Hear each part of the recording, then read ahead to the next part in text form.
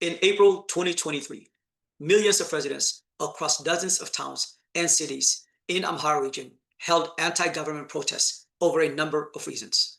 These included ending the nationwide violence, persecution, and repression targeting Amhara communities throughout Ethiopia. In response, state forces opened fire on unarmed protesters, leading to scores of civilian deaths, mass arrests, and repression. And at the end of the month, the Federal Joint Security Task Force declared a law enforcement operation targeting so-called extremist elements and initiating the Amhara War. In the weeks that followed, fighting between state forces and the Amhara Fano self-defense forces intensified and expanded throughout the region. In May 2024, the Amhara Association of America launched a new initiative called Amhara War Updates, or AWU, dedicated to collecting reliable conflict-related data on armed engagements and impact on civilians. Under the AWU initiative, AAA has published daily updates, weekly reports, and periodic thematic summaries. On August 7th, AWU published a data summary of trends covering a 12-month period since the initiative began.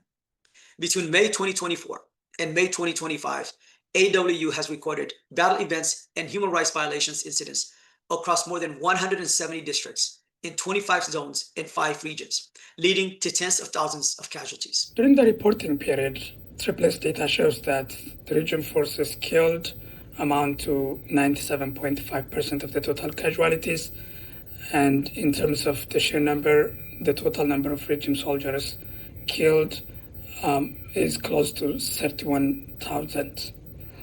On the final side, about 800 or 2.5% of the total casualties were recorded. When we look at the human rights violations over the same period, AAA's data shows that at least 1,173 human rights violations were recorded. And in those incidents, about 2,654 civilians were killed and 837 civilians were injured. In addition, 145 civilians were raped and 2,410 civilians were abducted.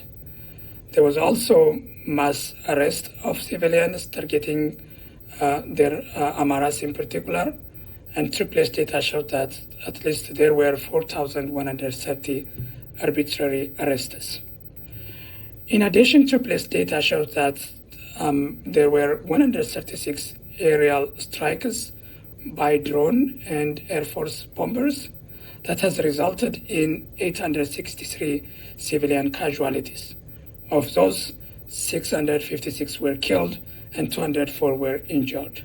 In addition, there was extensive property destruction because the bombing by drones and Air Force bombers targeted civilian infrastructure, public institutions such as education institutions, offices, and so forth. There was also widespread psychological distress because of these aerial bombardments. Furthermore, AAA's report issued in April shows that more than 5,000 schools are closed. Of those, 830 are being used as military camps by regime forces. And overall, 4.4 million, more than 4.4 million students are out of school because of the disruption in the education system and because of the continued use of schools as a military camp by Abiy regime forces. Over the reporting period, Amhara War Updates recorded over 130 drone and air strikes used by state forces across 11 zonal administrations in the Amhara region, and these strikes accounted for over 860 civilian casualties, including more than 650 fatalities. And in closing, it is important to note that this data does not represent the full extent of the fighting or the impact on civilians. However, it is evident that the Amhara War has been immense in its scale, devastating in its impact, and in its casualty toll.